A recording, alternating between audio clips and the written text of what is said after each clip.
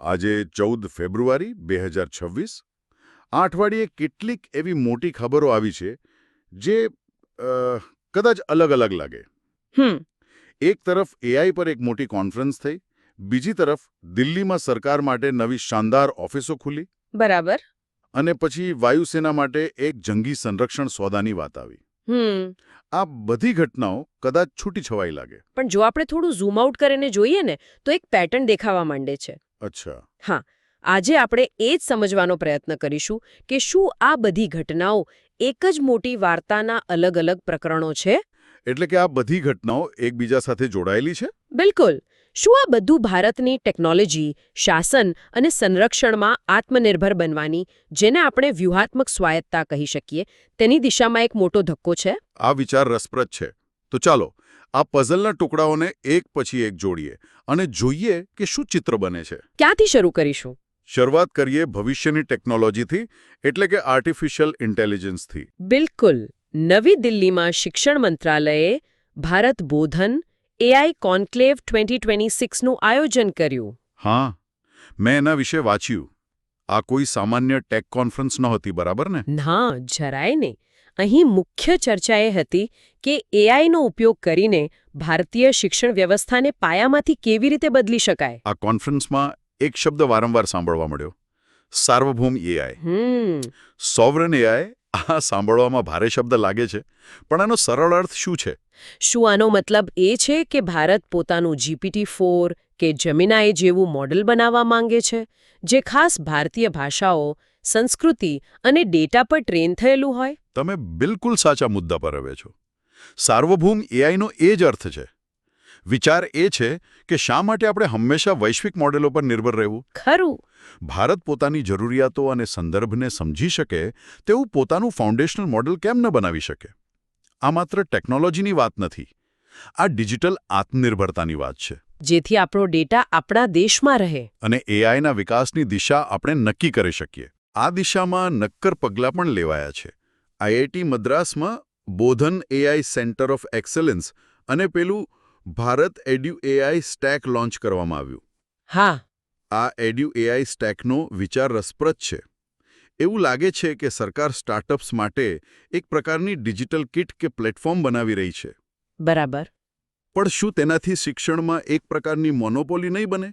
જો બધા સ્ટાર્ટઅપ્સ એક જ પ્લેટફોર્મનો ઉપયોગ કરશે તો નવીનતા મર્યાદિત નહીં થઈ જાય? આ એક ખૂબ જ સારો પ્રશ્ન છે. પણ અહીં સરકારનો અભિગમ અલગ છે. કેવો? આની તમે યુપીઆઈ જેવું સમજી શકો. સરકારે યુપીઆઈ બનાવીને પેમેન્ટ માટે એક ઓપન પ્લેટફોર્મ આપ્યું. જેના પર ફોન પે, ગૂગલ પે બધી એપ્સ ચાલે છે. બરાબર. એ જ રીતે ભારત એડ્યુ એઆઈ સ્ટેગ એક ઓપન ડિજિટલ પબ્લિક ઇન્ફ્રાસ્ટ્રક્ચર હશે. સરકાર પાયો નાખશે અને તેના પર કોઈપણ સ્ટાર્ટઅપ, યુનિવર્સિટી કે કંપની પોતાના એઆઈ આધારિત શૈક્ષણિક સાધનો બનાવી શકશે. એટલે આનાથી તો સ્પર્ધા વધશે, મોનોપોલી નહીં. એક્ઝેક્ટલી. સમજાયું. અને આ બધાની સાથે SAFE નામના સિદ્ધાંતની પણ વાત થઈ. સિક્યોર, એકાઉન્ટેબલ, ફેર અને એમ્પાવરિંગ. હા. આમાં ફેર એટલે કે નિષ્પક્ષતાનો મુદ્દો ખાસ કરીને ભારતમાં ખૂબ જટિલ છે. ચોક્કસ. અહીં જ સૌથી મોટો પડકાર છે. એઆઈ મોડેલ્સ તે જે ડેટા પર ટ્રેન થાય છે તેના પરથી શીખે છે. એટલે જો ડેટામાં જ પૂર્વગ્રહ હોય તો એઆઈ પણ તે પૂર્વગ્રહ શીખી લેશે અને તેને વધુ મજબૂત બનાવશે. પછી તે ભાષા, જાતિ, લિંગ કે પ્રદેશને લગતો હોય. ખરું. એટલે SAS સિદ્ધાંત એ સુનિશ્ચિત કરવાનો પ્રયાસ છે કે આપણે એવા એલ્ગોરિધમ્સ બનાવીએ જે ભારતીય વિવિધતાને સમજે અને તેનો આદર કરે. આ એક સતત ચાલતી પ્રક્રિયા રહેશે. તો એક તરફ આપણે શિક્ષણ અને ટેકનોલોજી માટે આવું ડિજિટલ ઇન્ફ્રાસ્ટ્રક્ચર બનાવી રહ્યા છે, અને બીજી તરફ શાસન માટે એક નવું ભૌતિક ઇન્ફ્રાસ્ટ્રક્ચર પણ તૈયાર થઈ રહ્યું છે. હા. આ આપણને દિલ્હી લઈ જાય છે. હા, અને આ બંને બાબતો જોડાયેલી છે. પ્રધાનમંત્રીએ સેવા તીર્થ અને કર્તવ્ય ભવન 1 અને 2નું ઉદ્ઘાટન કર્યું. Central vista project.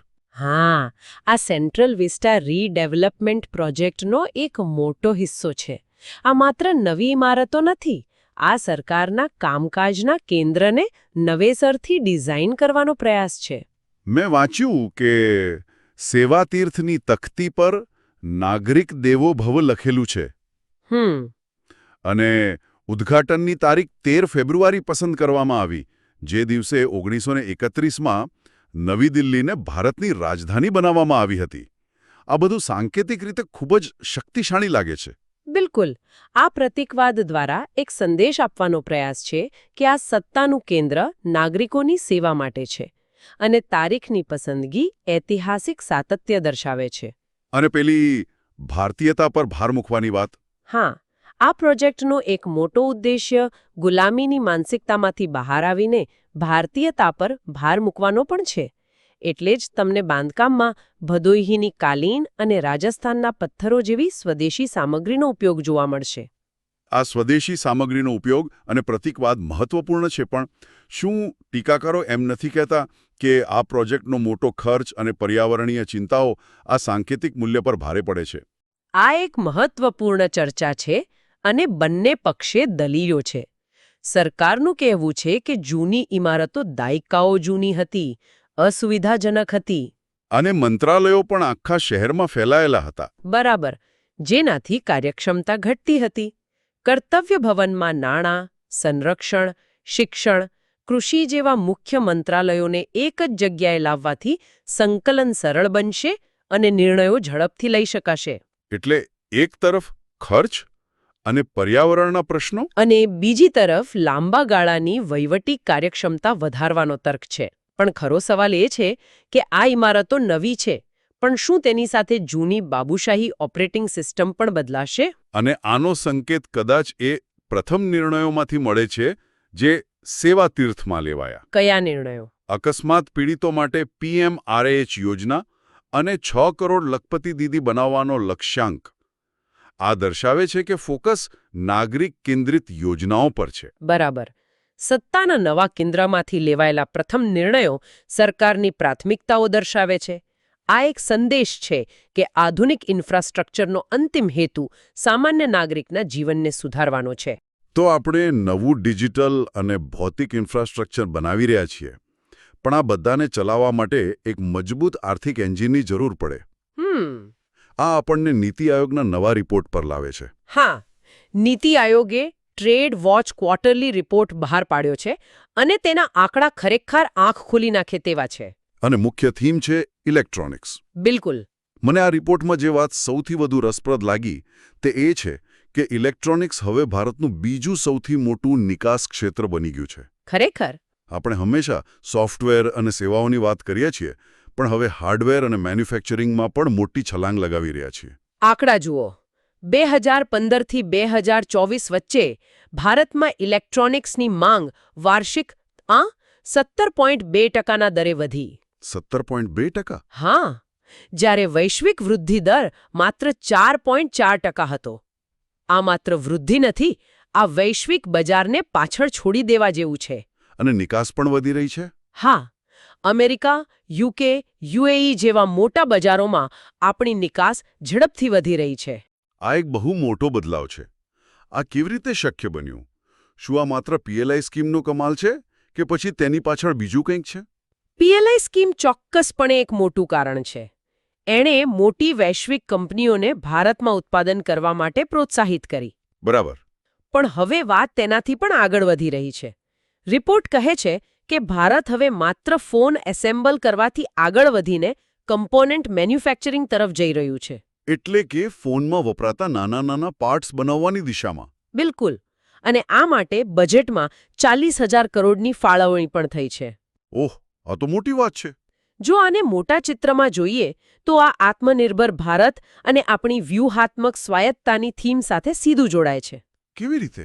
જ્યારે આપણે મોબાઈલની સ્ક્રીન, બેટરી, કેમેરા મોડ્યુલ જેવા ઘટકો દેશમાં જ બનાવીશું, ત્યારે ચીન જેવા દેશો પરની આપણી નિર્ભરતા ઘટશે. આપણી સપ્લાય ચેઇન વધુ સુરક્ષિત અને મજબૂત બનશે. બરાબર.